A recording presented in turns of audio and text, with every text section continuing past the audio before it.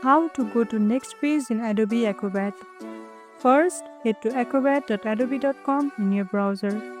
Log in and open any PDF using tools like Add Comments or Edit a PDF.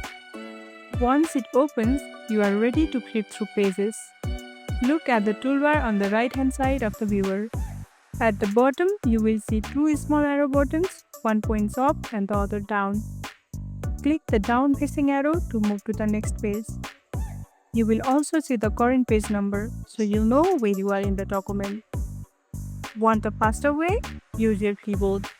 Press page down or down arrow key to go to the next page in a flash.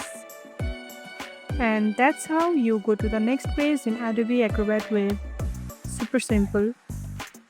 If you found this tutorial helpful, don't forget to like this video, subscribe and tap the bell icon so you never miss an update.